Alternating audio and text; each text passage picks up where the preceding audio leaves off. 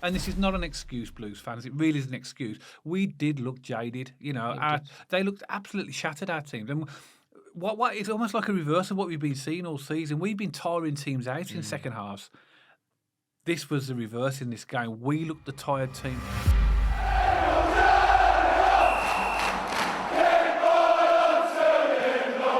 So welcome back to BCFC Royal Blue. And yesterday, Birmingham City drew 1-1 with Stockport in what I would say was a tired and fatigued performance. But credit where credit's due, especially in the second half. Stockport really battled.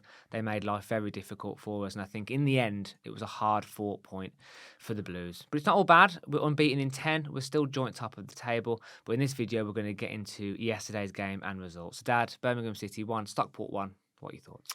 Well, if you look at the first half, you'd say that the result was disappointing. But then if you look at the context of the whole game, you'd say that the draw and the point was a good point. And it is about putting things into context, isn't it? There's a lot here to appreciate in terms of where Blues are as a club at the moment, the amount of fixtures that not just Blues but all teams have had in this league, and the level of performances. And I think there's been quite a lot of reaction on social media to this. Almost maybe dare I say an overreaction in some cases, but as you said, Blues went into this game knowing that this was going to be a tough game because Stockport fifth in the table. We knew they were going to be tough because we played them at St.Andrews, and even though we beat them 2-0, that wasn't an easy game either. And at the end of the day, we did get a point, and that's the positive we have to take. But undoubtedly, there are negatives in this game. We can't hide them. There are a few negatives in terms of the way that we played in the second half, and we'll get into that in a little bit moment. But overall, it's an away point. It's another point towards the total. And we move on to our next game against Wigan in a few days' time. Yeah, and as I said in the intro, that unbeaten in 10. So at least we're proving that we're a difficult team to beat. Yeah. And that's a good sign because earlier in the season we were dropping points really silly, I would say, Yeah. as opposed to being difficult to beat. But yeah, lots of things to talk about in this video. I think difficult conditions to start it off with. I think it was a windy day, lots of water on the pitch. It was very rainy. Again, it's the same for both teams. It's just an observation, not an excuse. A difficult condition. It kind of reminded me, do you remember when we were away at Exeter? And it was wet, it was windy. Well, at least with a little bit of a roof at Exeter. Yeah, the away fans were just completely soaked, weren't they? Yeah. I saw some great pictures on social media of the Blues fans, and they're just in their hoods up, getting absolutely soaked. Yeah. But yeah, I said in the pre-match video, Dad, this has the chance of being a very physical game because in the second half of the home game, which we played on the 4th of December, Stockport really came out and tried to boot us off the park. I thought the first half of that game was quite technical, then it got quite physical. And this game showed from the first minute it was going to be a very physical battle. And, there were some good battles in there. I thought Ben Davies, Clara and Cole Wootton had some good battle there. I thought that Jay Stansfield and that guy who went off about half an hour had some good battles. I thought it was shaping up to be quite a tasty game. But for me, our players just look shattered. Yeah. They look tired. They look jaded. I think we've had a lot of games in a short space of time. So for me, the energy levels weren't there, were they? I think people would argue that that's the same for every team. Every team has the same amount of games and the same amount of physical, presence that they need to win a game. But the problem is the way we play doesn't do us any favours with this amount of games in a short period of time. Because we're a high intensity team, our players are on it from the start to the finish. It has to take its toll, doesn't it? And this isn't an excuse. It's not an excuse. These are professional footballers, and we have allegedly have a strong squad that we should be able to use and rotate. But I agree with you, particularly in the second half. We weren't at the races again, and that happened in the second half against Blackpool as well.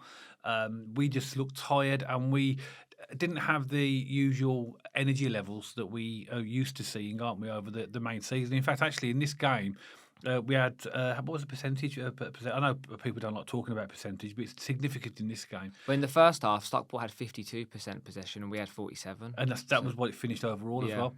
So that's the first time this season that a team have, it's not about battling, but they've had more possession than us.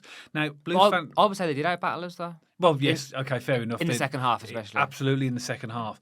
But, and Blues fans often say, well, possession's only a stat, and it is a stat. But the reality of having lots of possession is that the opposition have got less of the ball. And if they've got less of the ball, they can't hurt you as much. The problem with Stockport is they had so much of the ball in the second half. They had created so many chances that's where it really, really hurt us. And you're right. I think you could see, and fair play to the players that were on there. I think they literally just ran out of gas. Yeah. And you could tell the second half they were just like losing the ball. We weren't pressing in the way we normally did. And I think that is why we were under so much pressure in that second half. We needed, and to be honest, I think for the last couple of games the substitutions have been ineffective. They haven't really made any difference to the game. In fact, if they'd probably disrupted the game. I was just about to say against Stockport yesterday, Dad, I think it made us worse. Yeah. I think it bent us out of shape. It kind of knocked our.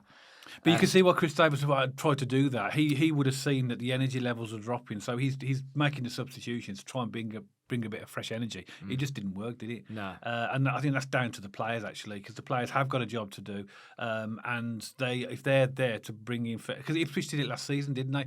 They'd get to about 70 minutes and bring on 3 subs who would be dynamic and they'd get loads and loads of late goals. That ain't working for us for some reason. I think maybe is that because of the players that are being brought on. Is it because the players that are, like you said, are affecting the system? Yeah. There's a whole load of factors there. So in the second half, Dad, Stockport were effectively parked in our half. That's the first time that's happened this season. We couldn't get out of our own half. And I think, genuinely, I mean, I am buzzing with the squad this year. Genuinely, I mean, we have Jay Stansfield up front, who can play up front. We have Alfie May, Dykes, Yuki. We have a different variety. I still think we're missing pace. We're missing, because we talk about... He's in midfield next to a water. Sorry? He's in midfield. That took me a second. We're lacking pace. Oh. So, when a team is in our half and they're putting the pressure on, or when we're in games when it's a bit scrappy or a bit physical, we always say we need a different outlet, we need a different way to break down teams. I think pace is a brilliant way to do that. Yeah. When I think about pace, I think about a classic example which all Blues fans are going to recognise and relate to: Cameron Jerome. Someone who can cause havoc, kind of sits on the shoulder. Shay Adams, exactly. Quite physical bloke. Kevin Phillips, in his early days, he had a bit of pace as well. But when a team's in your half, you need to have a tool in your arsenal which makes them go backwards or at least face. We didn't do that. They just piled the pressure on. They were getting balls in the box, left, right and centre. And I think if we had a pacey striker, Dykes isn't the answer. No. He's a target man. That made it worse. That made us park even further in our own half. Yeah. So the reason why I say that is because if we have a pacey striker or a really pacey winger, it gives us a different outlet. And when I watched the Stockport game last night, Dad, yesterday afternoon, I said to myself, we are crying out for some speed here, just to make Stockport go on the back foot a little bit more. And again, I'm not being ungrateful. I know we're having a great squad this season. I know we have a great attack. But for me, as an observation, when we say we need different ways to break teams down, I think we're crying out for a bit of pace. I do as well, and I think what this has shown me over the last couple of games, I think that there's going to be more activity in the January transfer window than we expected. Quite possibly. Because it's shown us now where we are virtually halfway through the season, that as good as the squad actually is, there are gaps in that squad, which is hard to say, hard thing for people to believe based upon the money that people say we've spent, and we have spent a lot of money on this, but we know money can't buy you wins. Now, I agree with you. I think that if you look at the Stockport goal, it was a really good cross. Shouldn't have got the cross in the first But it was place. a good cross. But my point about the Stockport goal is we don't score goals like that. No, we don't. We don't. And that's how teams like Stockport and Wrexham score their goals, hoofing the ball in, and they practice that in training. So basically, they would have been practicing wide, deep, and they did it a lot, didn't load of deep crosses into there. And then the player we do not score goals like that because we don't play, because we play tippy-tappy football, and we're not direct enough. And that showed me something that we do lack in our team. Sometimes when we need to be more direct, we haven't got to take a bit of pressure off ourselves. Yeah. We haven't got the style to do that. Just to clarify that, when you say direct, and I want to hit the nail on the head here, because a lot of Blues fans will be like, "Oh no, you're talking about going back to the direct style." You're not saying that. You're saying getting more balls in the box, aren't you? Being direct in that regard. I'm not saying hoof and run. Exactly. No, but by direct, because I want to clarify, because I know we're going to get a lot of comments going, "Oh no, you're talking about the old style." We're not. We're talking about getting crosses in. And you've referenced Wrexham, you've referenced Stockport. Another classic from last season down the Championship, Sheffield Wednesday. They were classic at it, getting balls in the box, Ugbo, causing absolute havoc. But this is what Dykes should be. Dykes, in my opinion, and Yuki should be those kind of players. I mean, let's talk about Dykes more because he's getting more game time. He should be that kind of player, in my opinion, who you can target, but not quite stepping up to the mark. And I don't know whether this is maybe a little bit unfair, Dad, but I was watching the game last night and I was looking at Kyle Wootton. Kyle Wootton is he's a nuisance, isn't he? I've used exactly that word in my notes. He's what I want Dykes to be, or at least have a few more characteristics. I want Dyke to be a bit more like Kyle Wootton. And don't get me wrong, he's a naughty boy. I mean, he pushed Bielek into Allsop just before the halftime whistle. That was naughty, and I think that should have been disciplined more than what it was. But he is a nuisance. He's a handful. I thought Clara did pretty well against him. I thought Ben Davies had a few times when Wootton got the better of him. But that's exactly what a target man and a physical striker should give you, that irritation, that nuisance, getting in the box, causing havoc. And I thought he caused us problems, especially in the second half there. And that's what I kind of want from your Ukis and your Dykes, from our target men when they're on the pitch. I want them to cause havoc. And I don't think we've got a centre forward at the moment who's causing that havoc, who is that kind of target man. And coming back to the Stockport goal, Dad, I think you're absolutely right. We don't score enough goals like that. And at League I can't think of any we score like that. The only goal I can think of that we've scored from a cross with a direct header was Stansfield's goal, Cochrane to Stansfield against Wrexham. I can't think of many goals. I mean, obviously, when we got Yuki on the pitch, we got a proper target man, so we could score those type of goals. Yeah. But we look at these teams, and Wrexham are making their living out of goals like that. They are just bombarding the box and just getting people behind the ball and scoring. Yeah. And they've got big players in there to do it. Now, I'm not saying that we follow the standard of play of Wrexham. We do need to develop our own style of play. And let's be honest, we've played some good football this season. We do play better football, really outstanding football. And the first half, we did that as well in this game as well. So, I think the first half we did really well. But again, we didn't take our chances again. And we should have been 2 or 3-0 up at half-time, because I came off at half-time. I'm thinking, it's only 1-0 again, where you look back at the chances and decision-making, it's just wrong. I mean, there's one chance where Jay Stansfield will know that he should have laid it off to Scott Wright. Yeah. Because Scott Wright was free. He'd have tapped that in. I know. And that would have been 2-0. And also, Dad, before that, in the first half, Williamson played in Alfie May, but it was a poor pass. Yeah.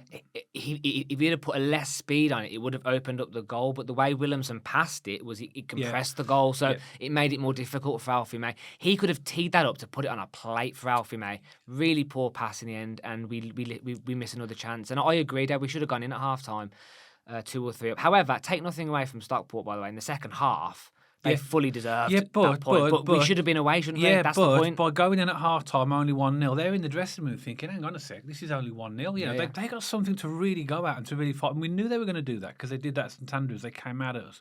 But it's at the end of the day, we played very well in the first half, but that's almost like polished over and forgotten because people are going to remember the second half. Yeah. But you can't deny that but the game is 90 minutes. And I think I agree with a lot of the comments say in the end we were lucky to not lose that game because they hit the post as well. Yeah, and that block from Clara at the end was immense. But that was all came about from a sloppy back pass from Bielek that was supposed to go to Allsop. Their player was Wootton again. Yeah, he got in, didn't he? He literally took it, got the ball, took it, and then Allsop was on the floor, and then Clara just came slide. Yeah. That was got to be one of the blocks of the season. It's unbelievable, but so people would say that we should have lost that game, and on the chances at the end, we could have lost that game. But if you look at the overall game in terms of our first half performance and the chances we missed, and their chances, a draw is actually a fair result for that game in the end. But it's disappointing from our point of view because we're the ones that took the lead and we couldn't put our chances away. So it's not all bad, is it? There's some good performances in there from our players in the first half in particular, but it comes down to the fact is they're such a key point, Matt, as well. And this is not an excuse, Blues fans. It really is an excuse. We did look jaded. They looked absolutely shattered, our teams. And what it's almost like a reverse of what we've been seeing all season. We've been tiring teams out in second halves. This was the reverse in this game. We looked the tired team, and that was.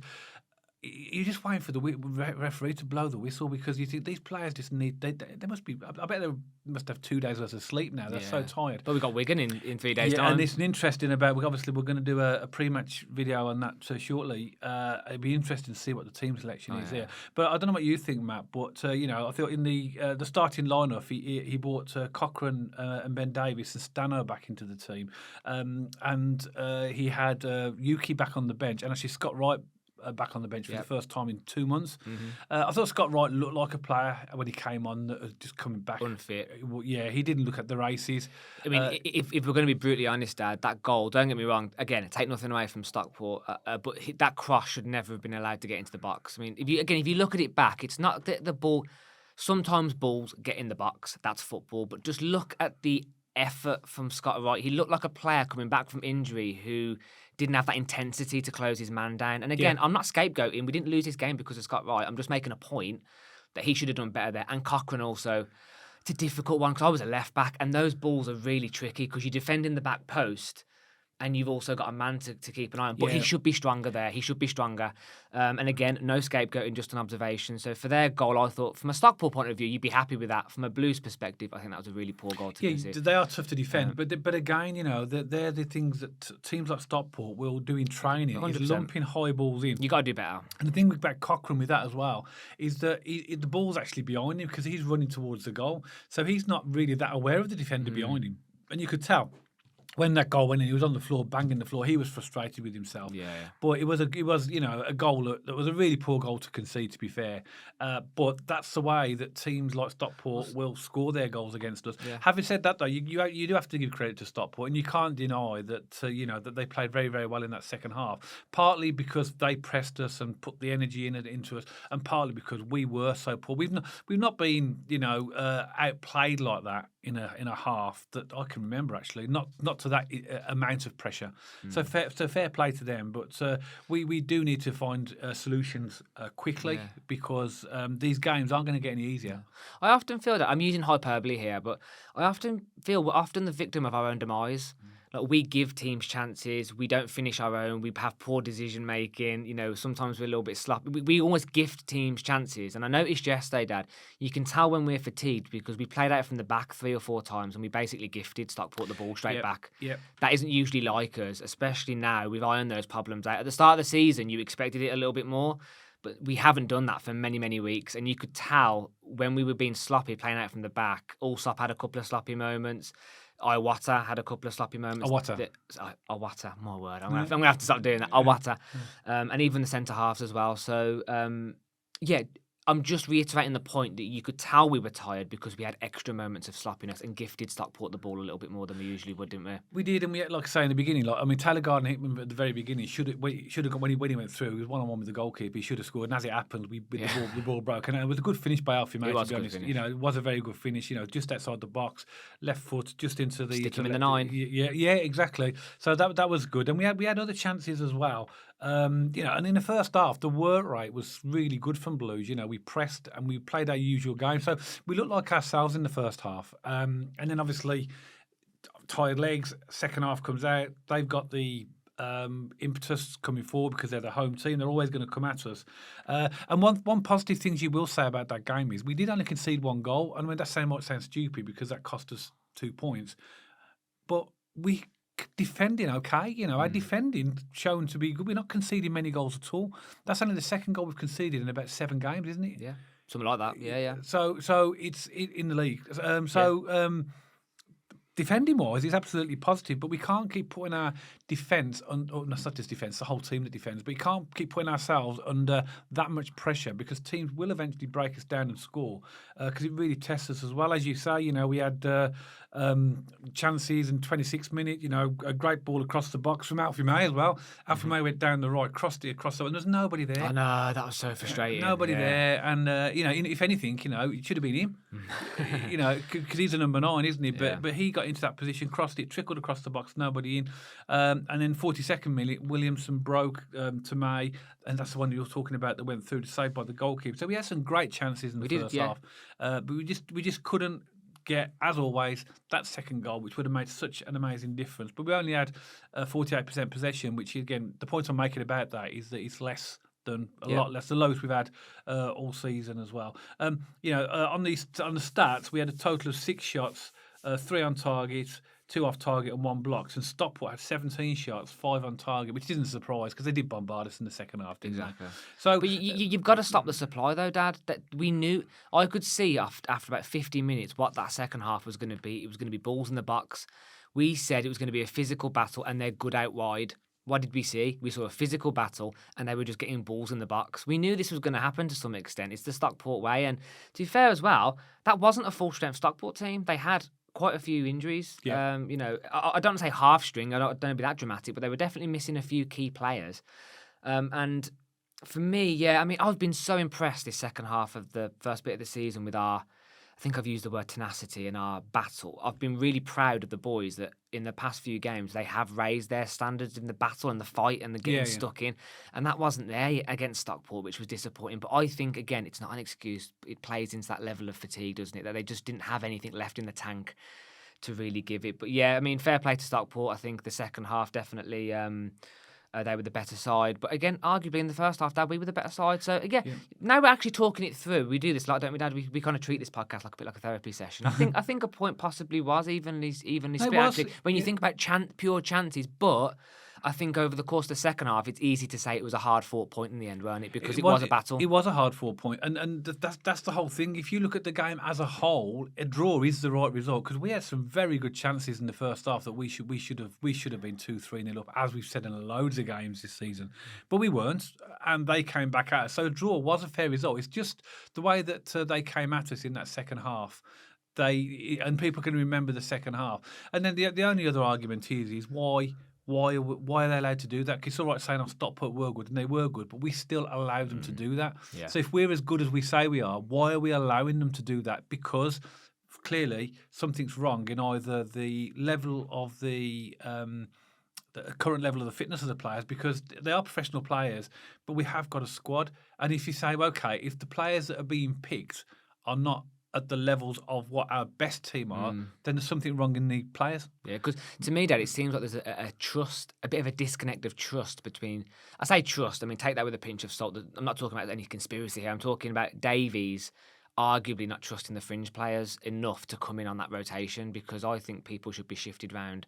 When you've got this amount of games, you should be trusting Mark Leonard to come in and play a full 90 minutes. You should be trusting... Dykes, Yokoyama, Scott Wright. I mean, actually, Scott Wright's injured. That's not fair. But I think he's not anymore. But he's coming back off injury. But the point was this period he has. So like the fringe players to me aren't trusted enough to come in for the full 90 minutes. Which is that a concern? Well, I think that's a very good point, because I think the substitutes should be brought on to make a difference. Mm-hmm.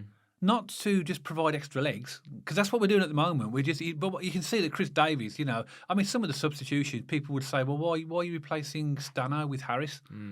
And why is Dykes coming on for May? And that's because he's trying to. The only reason I can see he's trying to provide fresh legs.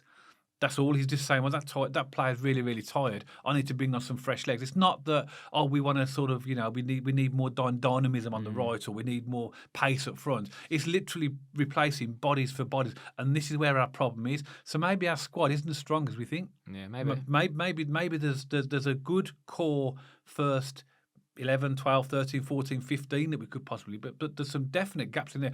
The wingers are the right thing. Keshi Anderson was missing again. We're a different team without Keshi Anderson. We are. Yeah, and how mad's that? Yeah, different team without him. all the money we've spent, he was a free from Blackpool a season and a half ago, and he's become arguably an invaluable player, hasn't he? I mean, fair play to him. He's having a great season, and I think you're right, Dad. And does this beg the question in January, wingers? Do we need more wingers who are going to have more impact in games? Because again, you play into that thing, Dad. Stockport are very good on the wings. Wrexham get lots of balls in the box. That comes from the play you get down the wings. So, again, I'm not saying let's go play that style of football. I'm just reiterating the power wingers can have, good ones can have. So, January should be interesting. But, appreciating time now, Dad. Any final points before we wrap it up? Or? Well, no, just to say, let's not blow it out of all proportion. I think as Blues fans, because of the amount of money we spent and the change in the team, I think every time we have a disappointment in terms of a goal against us or maybe not winning games, I think there's an overreaction because the expectation levels are so high at the club. But, as you say, the reality is we are joint top of the league with a game in hand. Going into the second half of the season, we're in a good position. Unbeaten in 10. Unbeaten in 10, and all we've got to do is just, iron out these tweaks, sort out the substitutions. I think is a big issue. We need to have substitutions to make a difference. And very, very final point is that do you need to make 5 substitutions all the time? You know, are you making substitutions for the sake of making substitutions, or are they going to really make a difference? So why bring off players unless they're injured or actually really tired? Yeah. When they're not doing anything particularly wrong. So I think there's issues there we can deal with, but overall we were in a really, really good position. It does feel like a disappointment. I think Chris Davies in his post-match interview described it as he felt like it feels like a bit of a loss because we was in the lead at half time and doing well. But you know, at the end of the day, it's still another point on the board.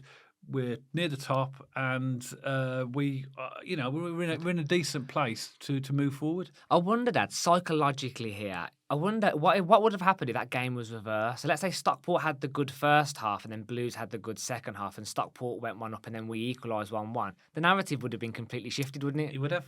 We'd be talking now about how positive we were and how we went at them in the second half. Yeah. But however, because it was the first half, I think things have got a little bit lost. Yeah. But it's interesting. The psychological element to football is quite interesting, isn't it? It is. It really is. But as always, Birmingham City supporters, we'd love to hear from you. Please let us know your thoughts in the comments section below. And just to let you know, I'm going to reiterate again, we are a family podcast, so please keep those comments clean. No swear words. And if you do engage with the fans, please keep that respectful as well. Maybe you're a Stockport County supporter and you've seen the pre-video or you've tuned in for the first time. Please let us know your thoughts in the comment section below as well. We respect all views and opinions from other teams on this channel as well. And if you like this video specifically, please don't forget to give us a thumbs up and check us out on our social media channels. We have an X page, we have an Instagram page, and we're also over on Spotify now, so you can listen to us over there. And please don't forget to subscribe to the YouTube channel and hit that bell notification if you want to be notified every time we post a video. And myself and Dad will see you on the next video all about Birmingham City.